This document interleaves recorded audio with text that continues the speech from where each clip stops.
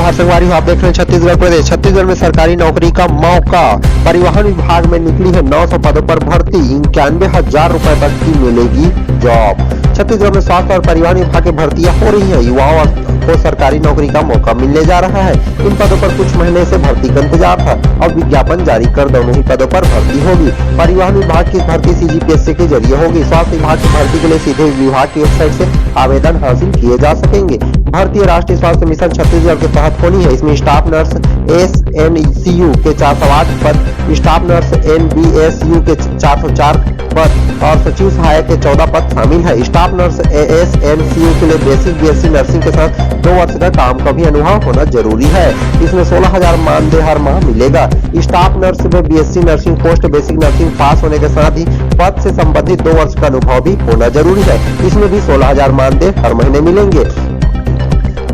इसमें 13,650 रुपए मानदेय हर महीने मिलेगा। इसके लिए आवेदन www.cghealth.nic.in पर 12 अप्रैल से 26 अप्रैल तक भेजे जा सकते हैं। 91,000 तक मिलेगी सैलरी। स्वास्थ्य विभाग के संभागीय संयुक्त संचालक की तरफ से जारी किए गए विज्ञापन में स्टाफ नर्स के 171 पदों पर भर्ती की जा रही है। रेडियोग्राफर के 20 पदों पर भी भर्ती होनी है। इसमें स्टाफ नर्स के लिए BSc नर्सिंग या PBBSc नर्सिंग का जनरल नर्सिंग की योग्यता होनी चाहिए। नर्सिंग काउंसलिंग में परिचारिका के रूप में रजिस्ट्रेशन भी जरूरी है। रेडियोग्राफर के लिए विज्ञान विषय के साथ 12वीं पास होना जरूरी है। टेक्नीशियन रेडियोग्राफर का छत्तीसगढ़ शासन की मान्यता प्राप्त पैरामेडिकल कोर्स किया होना भी जरूरी है। इसमें स्टाफ नर्स में 28,000 से 91,300 और रेडियोग्राफर में 28,000 से 91,300 तक का वेतन मिलेगा। इसमें ऑनलाइन आवेदन करने की जरूरत होगी। परिवहन विभाग में बनिए अफसर। छत्तीसगढ़ लोक सेवा आयोग असिस्टेंट रीजनल ट्रांसपोर्ट ऑफिसर में ट्रांसपोर्ट सब इंस्पेक्टर टेक्नोलॉजी की भर्ती कर रहा है। इन पदों पर आवेदन की प्रक्रिया 15 अप्रैल 2022 से शुरू होनी है। अंतिम तारीख 14 मई 2022 रहेगी। आवेदन के लिए छत्तीसगढ़ लोक सेवा आयोग CGPSC की आधिकारिक वेबसाइट पर जाना होगा, जिसका पता psc.cg.gov.in। इसमें कुल 20 पदों पर भर्ती हो रही है। उपचुनाव का एग्जिट पोल, आसानी से जीत सकती है कांग्रेस। जिस जनता कांग्रेस छत्तीसगढ़ के पास सीट थी, उसको जमानत बचाना भी मुश्किल। खैरागढ़ विधानसभा सीट के लिए हुए उपचुनाव में वोटिंग खत्म हो गई है। हमारे रिपोर्ट में बताया कि रुझान के मुताबिक खैरागढ़ सीट पर सत्ताधारी दल कांग्रेस के प्रत्याशी यशोदा वर्मा जीत सकती है। छुई खदान समेत कुछ इलाकों में भाजपा प्रत्याशी कोमल जंघेल टक्कर दे रहे हैं, लेकिन वो ऐसी लीड नहीं बना पाएंगे जिससे चुनाव जीत जाए। सबसे खराब स्थिति में जनता कांग्रेस छत्तीसगढ़ है। पिछला विधायक इसी पार्टी का था, लेकिन इस चुनाव में इसके प्रत्याशी नरेंद्र सोनी को जमानत बचाना कठिन हो रहा है। वोटिंग के रुझान से लगता है कि कांग्रेस का नया जिला बनाने का दांव चल गया है। इस एक वादे के सहारे सत्ताधारी कांग्रेस जीत की ओर बढ़ गई है। मतदान के बाद खैरागढ़ के मतदाताओं से बात की। अधिकांश मतदाताओं ने नई जिले के लिए मतदान की इस बात कही है। उनका कहना है कि कांग्रेस इस समय सरकार में है, इसे नया जिला बनाने का वादा किया है। इसे जनादेश मिले तो यह काम सत्ताधारी दल ही कर सकता है। दूसरे दल के साथ जाने का फिलहाल कोई फायदा नहीं दिख रहा। सालेवाड़ा क्षेत्र के भी मतदाताओं ने नई जिले का फायदा समझ में आया है। इस क्षेत्र में कहा गया है कि कांग्रेस के प्रत्याशी जीत गई तो उन्हें जिला मुख्यालय के काम के लिए 150 से 160 किलोमीटर राजनांदगांव जाने की मजदूरी से छुट्टी मिल जाएगी। इन इलाकों में कांग्रेस को बड़ी राहत मिलती दिख रही है। कुछ इलाकों में भाजपा को भी बढ़त मिलेगी। छुईखदान इलाके में कुछ मतदाता भाजपा उम्मीदवार जो कोमल जंघेल के व्यक्तित्व पर वोट डालने पहुंचे थे। वहीं गंडई में मतदाताओं का कहना है कि जो लोग कांग्रेस के पंजे से परिचित है, लेकिन उनकी उम्मीदवार यशोदा वर्मा को नहीं जानते, कोमल जंघेल उनसे पहले से ही परिचित है, इसलिए उनको ही वोट डाला जा रहा है। इस इलाके में कई मतदाता कांग्रेस और उसके जिले के वादे पर बात करते दिखे। उनका कहना था कि अभी वे लोग केवल कांग्रेस को देख रहे हैं, उसके प्रत्याशी को ध्यान नहीं। अभी मौका है। खैरागढ़ छुईखदान गंडई जिला बन गया तो इस इलाके का विकास होगा, लोगों को सुविधा मिल सक जाएगी। मतदाताओं के रुझान से लग रहा है कि छुईखदान और गंडई के इलाके में कांग्रेस को कड़ी टक्कर मिल रही है। खैरागढ़ में कैसे बना कांग्रेस का माहौल, इन वजह से टक्कर दे पाए भाजपा के कोमल जंघेल। इस लड़ाई से जनता कांग्रेस कहां है जिसकी यह सीट थी। जगदलपुर बीजापुर नेशनल हाईवे पर बड़ा हादसा, खाई में गिरी स्कॉर्पियो, 3 युवकों की मौत, हादसे में 3 घायल।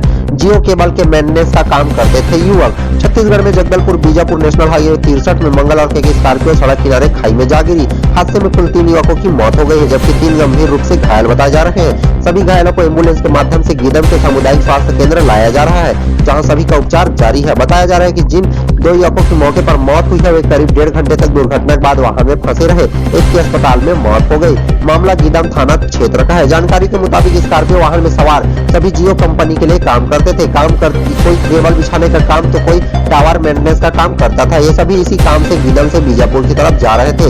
इस बीच सुरोकी के पुलिस कैंप के पास वाहन अनियंत्रित हो गई और सड़क किनारे सीधे खाई में जा गिरी। हादसा इतना जबरदस्त था कि वाहन के पत्ते उड़ गए। वाहन में सवार 2 युवकों ने मौके पर ही दम तोड़ दिया। 4 लोग बुरी तरह से जख्मी हो गए। हादसे के बाद सुरोकी पुलिस कैंप और गीदम थाना के जवान मौके पर पहुंचे, जिन्होंने एम्बुलेंस को 108 की इसकी जानकारी दी। एम्बुलेंस की मदद से सभी को गीदम सामुदायिक स्वास्थ्य केंद्र लाया जा रहा था, लेकिन इस बीच घायल एक युवक ने भी दम तोड़ दिया। वहीं 3 युवकों का गीदम के सामुदायिक स्वास्थ्य केंद्र में इलाज चल रहा है। मृतकों में से एक युवक की शिनाख्त नंदो गाइन के रूप में हुई है, जो कांकेर जिला के पंखाजुर इलाके का रहने वाला है। वहीं बाकी के बारे में पुलिस अभी पता लगा रही है। लोगों ने की मदद। बताया जा रहा है कि जब इस मामले में जानकारी गीदम नगर के लोगों को मिली तो शहर के युवक भी मौके पर पहुंच गए। शहर के रहने वाले राहुल आसरानी, अजय अवस्थी समेत अन्य ने पुलिस की मदद करते वाहन में फंसे युवकों को बाहर निकाला। फिर युवाओं ने खुद ही क्रेन मंगवाई और वाहन को खाई से बाहर निकाला है। ऑनलाइन क्लास का नतीजा अब देखने को मिल रहा है। कोरोना काल में बिगड़ गए हैं बच्चों की हैंडराइटिंग। 10वीं की आंसर शीट चेक नहीं कर पा रहे हैं टीचर। 10वीं सीजी बोर्ड की कॉपियों की जांचने वाले शिक्षकों को इस बार अजीबोगरीब परेशानी का सामना करना पड़ रहा है। कोरोना काल में 2 साल बाद लिखित परीक्षा हुई, जिसमें बच्चों की राइटिंग इतनी खराब हो गई कि कॉपी चेक करने वाले टीचर भी परेशान है। उन्हें समझ नहीं आ रहा है कि उत्तर भी सही है या नहीं। इतना ही नहीं, कई बच्चों ने प्रश्न को ही कई बार उतार दिया है, तो वही कई बच्चों ने बड़े सवालों के बहुत छोटे छोटे उत्तर लिखे हैं। कॉपी चेक करने वाले टीचरों को बहुत मुसीबत हो रही है। पहली बार ऐसा ट्रेंड देखने को मिला है। बच्चों को सवालों के उत्तर पता भी हो तो 2 साल का ऑनलाइन एग्जाम और जनरल प्रमोशन के चक्कर में बच्चे लिखना भी भूल गए हैं। कक्षा 7 की परीक्षा के बाद इस बार छात्रों ने 10वीं की परीक्षा दी है। इसका असर पड़ा है। छात्रों में लिखने की क्षमता भी कम हो गई है। साथ ही पढ़ाई और परीक्षा का लय भी टूटा है। 10वीं 12वीं के सीजी बोर्ड की कॉपियों का मूल्यांकन किया जा रहा है। इसके लिए राज्य में करीब 30 सेंटर बनाए जा चुके हैं। कोरोना काल में ऑफलाइन पढ़ाई बंद होने और परीक्षा नहीं होने का असर पड़ा है। यहाँ यह भी नहीं, इसे लेकर पड़ताल जारी है। कुछ कॉपियां ऐसा मिले जिसमें जवाब नहीं लिखा गया। जो प्रश्न किए गए थे हूबहू छात्रों ने वैसा ही लिख दिया है। हिंदी के पेपर में मात्र भाषा की गलती भी छात्रों ने खूब की है। कुछ छात्रों ने जवाब किसी एक प्रश्न के लिए लिखा था, वहीं जवाब दूसरे प्रश्नों के लिए भी लिख दिया है, यानी एक ही जवाब 3-4 प्रश्नों में लिए लिख दिया गया है। कुछ कॉपियां ऐसे भी मिले जिसमें सवाल कुछ और पूछा गया है, जवाब कुछ और लिखा गया है और कुछ छात्र ऐसे मिले जो आंसर के बीचों बीच में सवाल भी लिखते नजर आए हैं। ऐसे छात्रों की संख्या ज्यादा है जिन्होंने सवालों को संक्षिप्त जवाब लिखा, यानी 100 शब्दों में जवाब लिखना था तो 30 से 40 शब्दों में ही लिखा है। जनरल प्रमोशन मिला था, इस वजह से हैंड राइटिंग से लेकर सभी चीज बिगड़ गए हैं।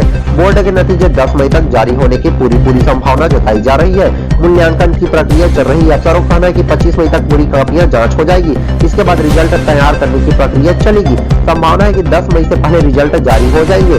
10वीं और 12वीं बोर्ड में इस बार 6.73 लाख परीक्षार्थी शामिल थे। छत्तीसगढ़ में राज्य कर्मचारियों के लिए पुरानी पेंशन व्यवस्था इसी महीने से चालू होने की पूरी संभावना है। नई पेंशन योजना का अंशदान समाप्त हो जाएगा। अब केवल जीपीएफ की होगी कटौती। वित्त विभाग ने नवीन पेंशन योजना के तहत की जा रही अंशदान की कटौती बंद करने का आदेश जारी कर दिया है। कर्मचारियों के मूल वेतन से अब केवल सामान्य भविष्य निधि के लिए ही कटौती होगी। वित्त विभाग के संयुक्त सचिव अतीश पांडे ने सभी विभागों, विभागाध्यक्ष, आयुक्तों और कलेक्टर को एक निर्देश जारी कर दिया गया है। इसमें कहा गया है कि सरकार ने 1 नवंबर 2004 से लागू नवीन अंशदायी पेंशन योजना की जगह पुरानी पेंशन योजना लागू करने का फैसला किया है। ऐसे में 1 नवंबर 2004 और उसके बाद भर्ती कर्मचारियों की वेतन से 10% की मासिक कटौती समाप्त किया जाना है। संयुक्त सचिव ने इस आदेश में लिखा है कि ऐसे कर्मचारियों को अप्रैल महीने के वेतन से सामान्य भविष्य निधि नियम के मुताबिक मूल वेतन का 12% सामान्य भविष्य निधि की ही कटौती की जाए। सामान्य भविष्य निधि कटौती का ब्यौरा कोष लेखा एवं पेंशन संचालना इसमें अलग से रखा जाएगा। संबंधित कर्मचारियों का जीपीएफ खाता आवंटित हो जाने पर यह राशि उसमें दर्शाई जाएगी। इस मुद्दे का वित्त विभाग के अफसरों ने पिछले सप्ताह ही बैठक की थी। इसमें राजस्थान सरकार की पुरानी पेंशन योजना पर भी बात हुई है। जल्द ही लागू हो जाएगा आदेश। पुरानी योजना लागू करने का आदेश जारी कर दिया गया है। मुख्यमंत्री भूपेश बघेल ने बजट में भी की थी घोषणा। मुख्यमंत्री भूपेश बघेल ने 9 मार्च के अपने बजट में भाषण में पुरानी पेंशन योजना को बहाल करने की घोषणा की थी। उनका कहना था कि कर्मचारी अपने भविष्य को लेकर निश्चित रहेंगे तो वे अधिक मन लगाकर काम भी कर पाएंगे। पुरानी पेंशन योजना की मांग पुरानी थी। राजस्थान में इसे लागू करने की घोषणा होते ही छत्तीसगढ़ में उसकी मांग उठने लगी थी। जो छत्तीसगढ़ के शासन ने राजस्थान अपने कर्मचारियों को भेजकर उसकी जांच पड़ताल कर छत्तीसगढ़ में भी लागू करने का प्रयास जारी कर दिया गया है। छत्तीसगढ़ के 16 शहरों में खुलेंगे 182 स्वास्थ्य केंद्र। बिलासपुर में 14 जगहों में सामुदायिक भवन और स्कूल में होगा संचालन। मोहल्ले वासियों को मिलेगी स्वास्थ्य सुविधाएं। छत्तीसगढ़ के बिलासपुर, रायपुर समेत 16 शहरों में 182 शहरी स्वास्थ्य केंद्र शुरू करने के लिए 15वें वित्त आयोग से मंजूरी मिल गई है। इसके साथ ही स्वास्थ्य विभाग ने शहरी स्वास्थ्य केंद्र शुरू करने की तैयारी भी शुरू कर दी है। बिलासपुर में 14 मोहल्लों में सामुदायिक स्वास्थ्य केंद्र और स्कूलों में स्वास्थ्य केंद्र संचालित करने की योजना बनाई गई है। इसके लिए स्टाफ की भर्ती भी चल रही है। अफसरों ने बताया कि शहरी स्वास्थ्य विभाग में एक एमबीबीएस डॉक्टर के साथ एक स्टाफ नर्स, एक मल्टीपर्पज वर्कर और एक चतुर्थ श्रेणी कर्मचारी समेत 5 लोगों का स्टाफ रहेगा। शहरी स्वास्थ्य केंद्रों में गरीब और निचली बस्ती के लोगों को मोहल्ले में ही स्वास्थ्य सुविधाएं और दवाइयां मुहैया कराई जाएगी। स्वास्थ्य केंद्रों का संचालन फिलहाल अस्थायी भवनों में होगा। इसके लिए नगर निगम को जिम्मेदारी दे दी गई है। निगम से तय जगहों पर शहरी स्वास्थ्य केंद्रों का संचालन जरूरी सुविधाओं के साथ शीघ्र शुरू किया जाएगा। निजी अस्पताल से मिलेगा छुटकारा। दरअसल शहरी क्षेत्र में गरीब और निचली बस्ती में रहने वाले लोगों को बीमार होने पर जिला अस्पताल जाना पड़ता है। यहाँ भीड़ की वजह से गरीब वर्ग के लोगों को निजी अस्पतालों में जाना पड़ता है और उन्हें शासन की स्वास्थ्य सुविधाओं का लाभ नहीं मिल पाता। नई शहरी स्वास्थ्य केंद्र शुरू होने के बाद इस वर्ग के लोगों को बड़ा लाभ होगा और इलाज के लिए निजी अस्पताल का सहारा नहीं लेना पड़ेगा। बिलासपुर सहित अन्य जिलों में भी चल रही है भर्ती। पहले चरण में शहरी सुविधाओं पर ध्यान दिया जा रहा है। प्रदेश के कई शहरों में शुरू होगा स्वास्थ्य केंद्र।